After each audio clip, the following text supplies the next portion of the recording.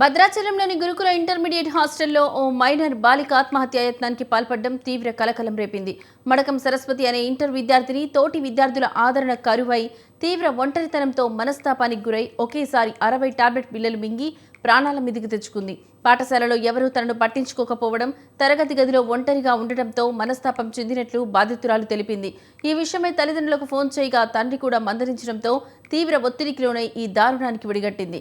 గమనించిన హాస్టల్ సిబ్బంది వెంటనే ఆమెను సమీప ఆసుపత్రికి తరలించి చికిత్స అందిస్తున్నారు. ఈ ఘటనపై గురుకుల అధికారులు విచారణ వేగవంతం చేశారు.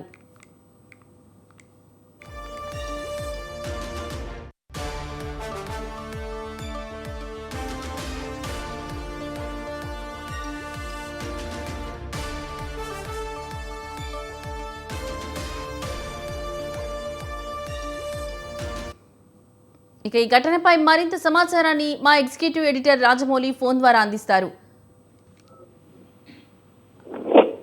లక్ష్మి, తెలంగాణ ప్రభుత్వం మొత్తం మీద ఏదైతే గిరిజన ఎస్సీ ఎస్టీ హాస్టళ్లకు తీర్చిదిద్ది వాళ్ళు సన్న బియ్యంతో తినాలి, ప్రతి పౌష్టికాహారాలు వాళ్ళకు అందించాలి, మంచి చదువు నేర్పాలని గురువులను ప్రోత్సహిస్తున్న నేపథ్యంలోనే కానీ అక్కడ ఉన్నటువంటి పిల్లలను పట్టించుకోని పరిస్థితి ఈ రోజు దాపరించిందని చెప్పొచ్చు. మొత్తం మీద ఏదైతే భద్రాచలం ఐటీడీఏ పరిధిలో ఉన్నటువంటి గురుకుల ఫస్ట్ ఇయర్ పాఠశాల లోపల మాత్రం ఇలాంటి సంఘటన జరిగిందని చెప్పొచ్చు. ఎందుకంటే గతంలో సంవత్సరం క్రితం ఒక విద్యార్థిని చేయి కోసుకొని ఆత్మహత్యకు పాల్పడ్డది. దాని తరుణంలోనే మళ్ళొక్కరు కూడా ఏదైతే నేల్ కటర్ కు సంబంధించినటువంటి నేపథ్యంలో ఒక క్రిమికాహారం మందు కూడా సేవించి ఆత్మహత్య చేసుకోవడం జరిగింది. ఆ రెండు ఘటనలకు కలవర చెందినటువంటి నాయకులు మాత్రం అక్కడికి చేరుకున్న నేపథ్యంలోనే అక్కడ ఉన్నటువంటి ప్రిన్సిపాల్ ను సస్పెండ్ చేయడం జరిగింది. అక్కడ ఉన్నటువంటి ప్రిన్సిపాల్ కూడా శపథం చేసి మళ్ళీ నేను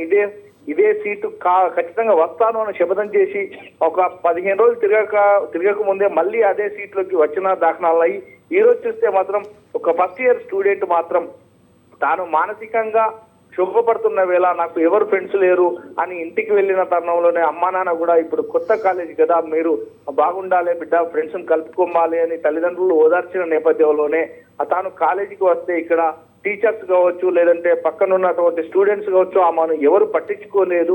ఒకే అమ్మాయి ఒకే బెంచ్ పైన ఒక్కరే ఉండి మానసిక క్షోభను అనుభవించిన నేపథ్యంలోనే తనకు బతకడానికి విరక్తి చెంది ఆ ఇంటి దగ్గర నుండి తెచ్చుకున్నటువంటి ఒక 60 టాబ్లెట్లను ఒక్కసారిగా వేసుకోవడం జరిగింది. ఒక్కసారిగా స్పృహకులు పోయి కింద పడడం చేస్తా అక్కడే ఉన్నటువంటి నేపథ్యంలోనే ఆ అమ్మాయిని హాస్పిటల్ తరలించడం జరిగింది. అమ్మాయి కండిషన్ కొద్దిగా సీరియస్ గా ఉందని తెలుస్తుంది.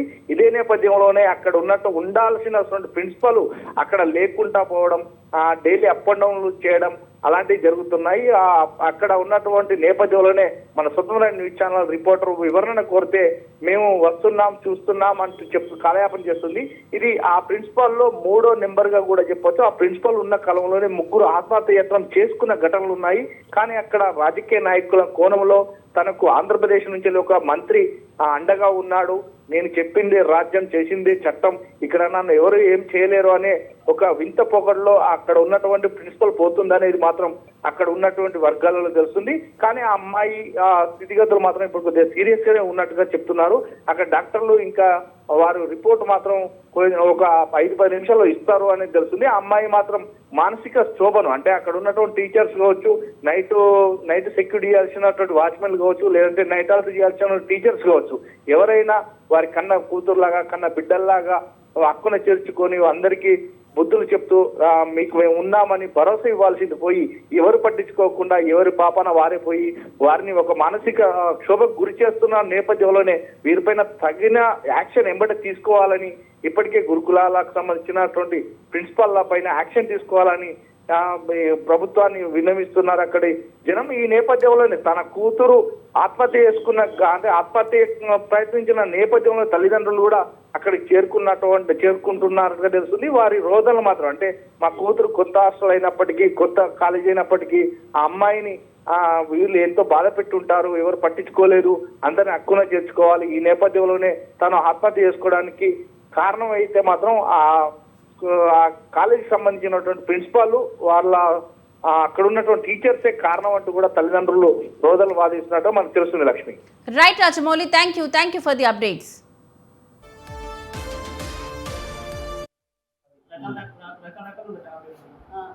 ఎందుకంటే